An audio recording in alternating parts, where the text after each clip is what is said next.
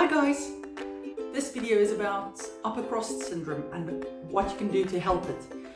One of the members of the sports injury group asked the question, first of all, what exercise can help for it, but also if you do weight training, do you have to correct the upper cross syndrome first, or can you actually continue weight training while you work on it?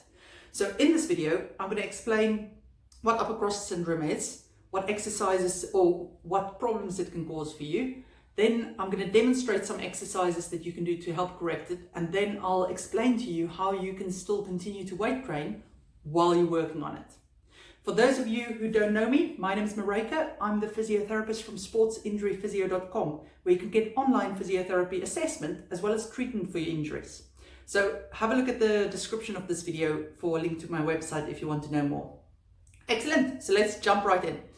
What is upper cross syndrome? So I prefer to call it forward head posture, purely because that is exactly what it is. So it's when the neck or the head migrates forwards and you get a rounded upper back, and as a result you also get rounded shoulders. So where does the upper cross come from? It's because if you draw a line through from this point to the back, you get that your muscles at the front of the neck, or the deep layer of stability muscles in the neck, weakens, the multifidae.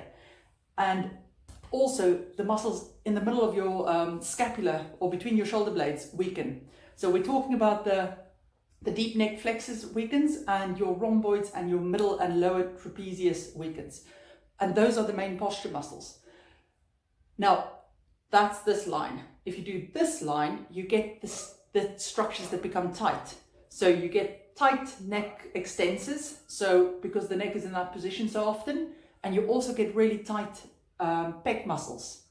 You'll often see that they talk about the upper traps and the levator scap becoming tight as well. But to be honest, in my experience, they actually become overactive and hypertonic because they now have to do all the work trying to stabilize the scapula and doing all the movement, while the other muscles that's become weak don't do their job. So they become more in tone. And if you want to get rid of the tightness that you feel in them, stretching helps a little bit. But to be honest, if you can strengthen your stability muscles, that pain will disappear.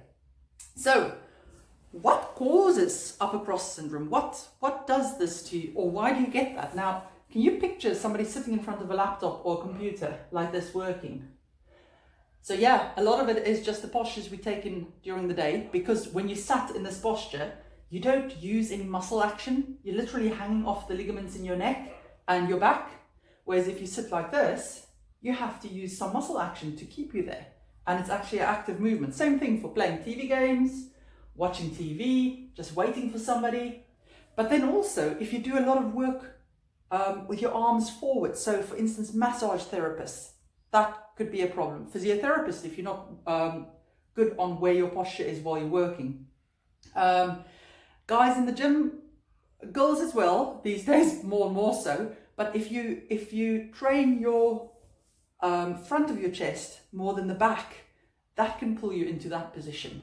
And also, if you just do weight training with really bad posture, so for instance, you may be training both sides, but you're lifting weights while you're in this position, then that can actually cause the muscles to become tight and strong in those positions and not allow you to get into a good posture. Why does it cause trouble? Because, first of all, it doesn't cause pain or trouble for everybody. It depends on, I often find, the activities you want to do. So if you're doing an activity that needs the joints to move through their full range and they can't, that's when you often get trouble with it. But because of the tightness in the neck, it has been linked to headaches and neck pain, as well as pain in the upper back, because it's so stretched the whole time. Your shoulders, that's rounded and forwards. Look at that. If your shoulders are forwards, try this. You can't really lift your arm that high, and it's because the bones impinge. So it can lead to impingement type injuries in the shoulder when you play sports. What else? There are quite a few different things that can cause that can be caused by this, because for the neck itself, you can get neck pain because you're squashing your little facet joints and things there, so there's less space for the joints. It's easier to aggravate a nerve. For my older patients, I find if they come into the clinic, they often complain that they can't drive properly because they can't look behind them, or sometimes they just can't look left to right to see if cars are coming. And then often they'll be in this posture and they have nearly no range. So that's another thing to try. Just check this out. If you sit up nice and upright, how far can your neck turn? Now, push your chin forward and just slouch like that and check how difficult it is for your neck to turn in that position. And that's because your facet joints are squashed. So there are loads of reasons why this can cause trouble for you. How do you correct it? Well, the simple answer is you get the flexibility in the bits that's tight, but you also strengthen the bits that's weak. You can stretch as much as you want, but if you're not gonna work on your posture and strengthen the stability muscles that's meant to keep you in that good posture, it won't happen.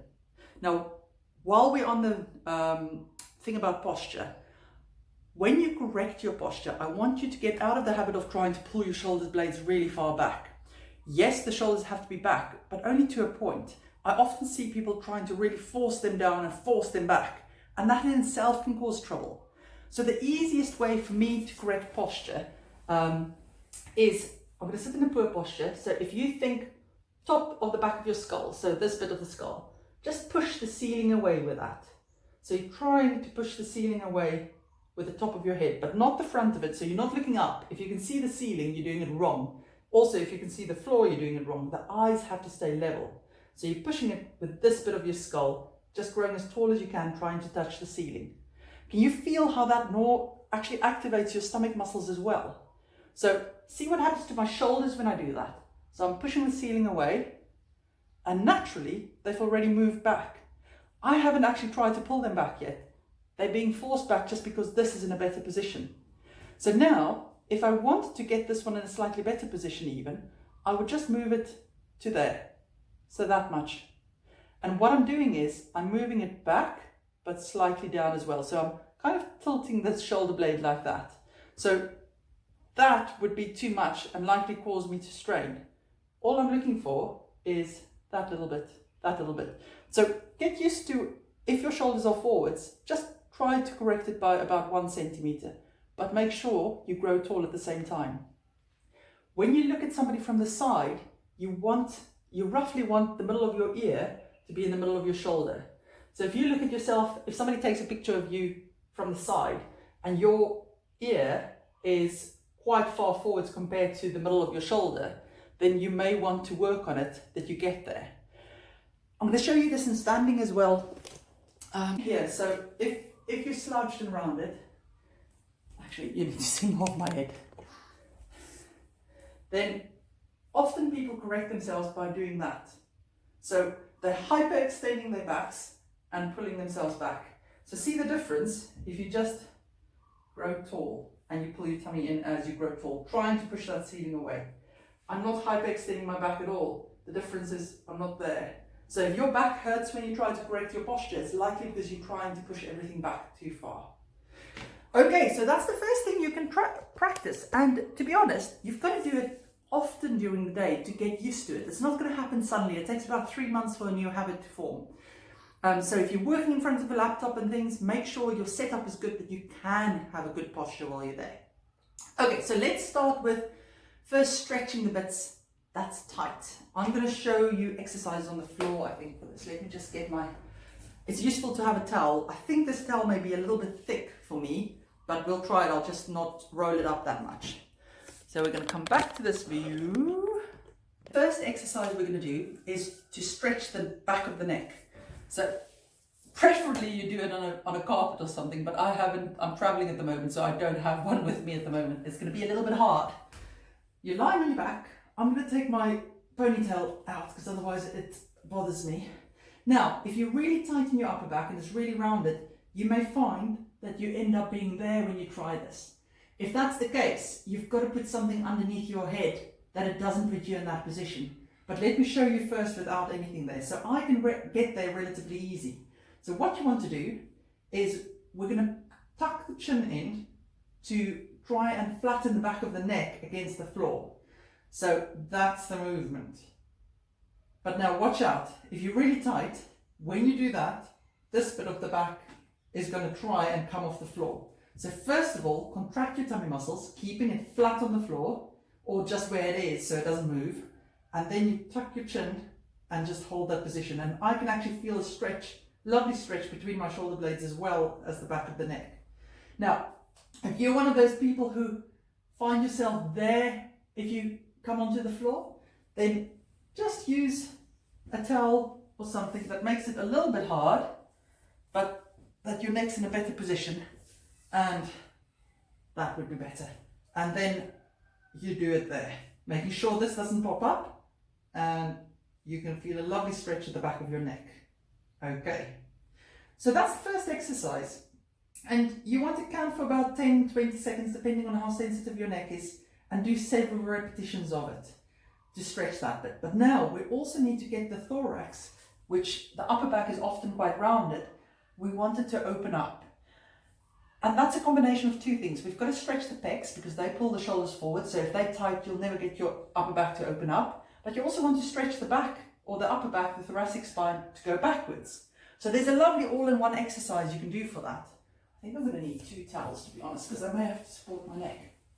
So I would start with a smaller towel than this one. You really want like a hand towel nearly, because if you're really tight, you don't want a big bulky thing underneath you. So I'm just not going to roll it that thick. We'll see how this goes. I've had patients where even this thickness is too thick at the beginning and it really hurts their back. So start with a much lower thing, and definitely not a foam roller to start with. Okay, so what you're going to do is you're going to place it in kind of along this bit of the back where you want it to stretch, so that when you lie back, you're lying over that. There we go. I want it slightly higher. That's it. And you just lie there for the beginning. Watch out with the neck, because again, you don't want it to be like that. If that's the case, you've got to lift it up just on a little towel that you feel a bit of a stretch behind you, but that the neck isn't quite in that position. My towel at the moment is too big for me, so I'm going to just unroll it once to make it more comfortable. That's better, yes. Okay, now you can increase the stretch in this position by, again, tucking the chin in and forcing it a little bit there, but stopping this bit from just coming up, okay? Then also, you can add in a pec stretch at the same time by letting your arms drop out to the side. If you're really, really tight, I would say start with just the first bit and then later on add in this bit, okay? If you're really tight, you may find that your arms actually can't go flat like mine can. Luckily, I'm quite hypermobile, so mine always goes flat. So that would be the full-on stretches. Something in the middle of your back, upper back, and arms out there, and just tucking your chin gently.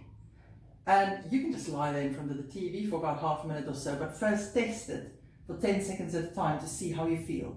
Because again, if you lie there for a very, very long time, when you get up, it may be painful in the middle of the back. So see what works for you. Good, so that takes care of stretching the neck as well as stretching the upper back and a bit of the pecs. Now there are 2 other options for pec exercises that I want to show you. The first one is an arm opener, and I really like it because again you get a bit of a mid-back stretch with it as well. So what you do is you lie on your side. I'm actually going to use this as a little bit of a pillow for me. I've got enough space here. Oh, I may have to move you back. Let's see. There we go, that should work. Okay, so arms are out in front of you. I've got my hands on top of each other like that. And you're resting your neck on something that your head doesn't, that it's nice and supported, because if I didn't have that there, I would be even more like that. Okay, then you just bring the top arm up and follow it with your head. So you're looking at where it's going and you bring it behind you. And then your legs aren't allowed to shift or lift. They've got to stay on top of each other. If you really tighten this bit, you may find that your arm only goes to there and you can't get it down. That's okay, just look at it. When you're in this position, give a deep breath in, and then as you breathe out,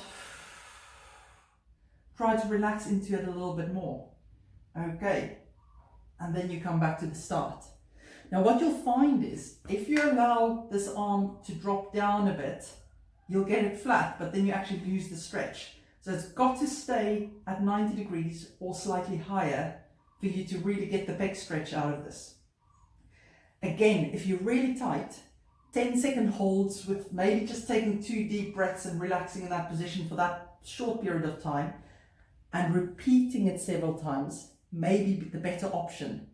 But if you've done it for a while and you find that no, it's okay, you can ease into it and it doesn't have a negative effect, you can be there for 30 seconds or longer to get a really good stretch. This one and the previous one I showed you are by far my favorite ones for if I want to really work on getting the muscles to relax and getting them flexible. So they're really good for doing at the end of a workout or just in the evening in front of the TV, but I wouldn't do them shortly before a workout, or at least not the sustained pec stretch, because you may switch the pecs off too much. In that case, doing a slightly more active one, like catching a door frame, may be a better option for that. So let me show you that while I'm talking about it. There we go. Get this up a bit. Cool. So when you stretch the pec in standing, you just need something that you can. I'm going to use the frame has a little bit of a lip here, but if you get hold of a proper door frame, that can work really well. So you catch the arm there. Okay, I'm facing it, and now I turn my body away while the arm stays there. So what you want to feel is you want to feel a stretch over this bit. If you move the arm up slightly and do that, you'll find it slightly more into that position. And that's okay, that's also a good stretch. So this is more appropriate, I would say, before you do a workout. So about 10-second holds, come out of it and repeat it. That you make sure when you're in the workout, you're actually able to get the range of movement you need to get to be in good postures. So that takes care of flexibility bits, but now we still have to strengthen the deep neck flexors, and we still have to strengthen the middle trapezius and the lower trapezius, as well as the rhomboids. So for the deep neck flexors, we'll start in lying down again. The deep neck flexors. So what you want to do here is your neck is supported if you have to, so that you're not in that type of position if you're lying there. If, however, you can get flat like I can, you're okay without the towel there. So you're going to activate your tummy muscles so that you make sure you don't lift up in this bit. So you pull your tummy in, and you can even imprint your spine, so squash your back flat against the floor using your tummy muscles if you struggle at the beginning. So you're keeping that flat, then you tuck your chin, and you just lift your head up, but not allowing the chin to come out like that. You've got to keep your chin in. Okay. And then put it back down.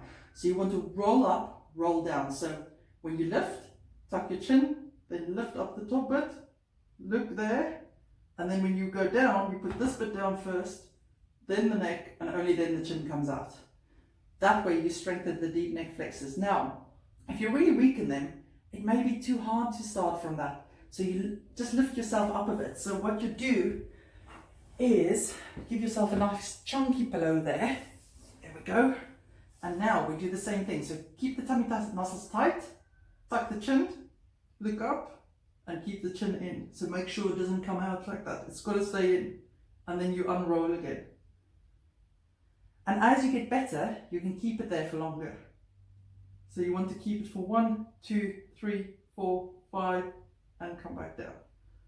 And of course you can work on endurance like anything else. But you can also use a hand to help you at the beginning if you find it really hard. So just tuck the chin, help it up. I'm not lifting it fully with a hand, I'm literally just supporting it. And keep it, and then come back down.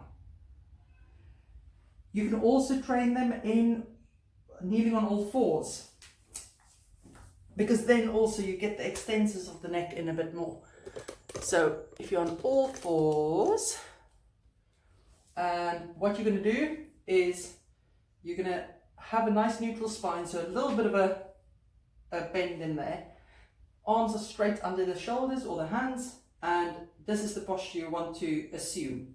Now if you drop your head down, I want you to tuck your chin in and lift your head up, and that's where you want to be.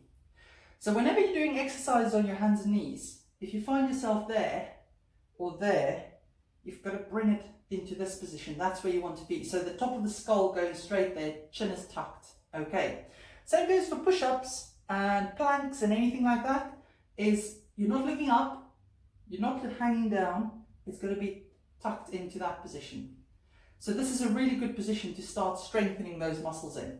And as soon as it's happy to do it there, you can add in by doing proper planks and things, but concentrating on where that neck is so that you don't get the chin to stick out and you don't get the head to look up when you do it. Strengthening the rhomboids, very easy one, that's a good one to do, is doing a seated row. So those machines where you sat, thing in front of your chest and you pull towards you. What I will say about that is you can get double bang for your buck if you don't actually push your chest against that support, if you use your tummy muscles and muscles to keep you in that good posture while pulling with the arms. So you may not be able to pull such a heavy weight, but you'll actually strengthen your posture muscles, because now it's not a passive thing that keeps you there, your muscles have to keep you there. Also, leads a little bit into the next session about strength training. In this position, if we want to strengthen the rhomboids, you've got to make sure you're in a good posture while you're strengthening them. Otherwise, you'll just strengthen them to do the wrong thing. So make sure you grow tall, remember pushing the ceiling away, and then that's where you're working on it. Activating your tummy, keeping your neck in a good posture, but not forcing it in, just not allowing it to be out there. And making sure if the shoulders are forwards, that you just bring them slightly back. Okay, so seated row, really good for rhomboids as well as a bit of middle traps and lower traps.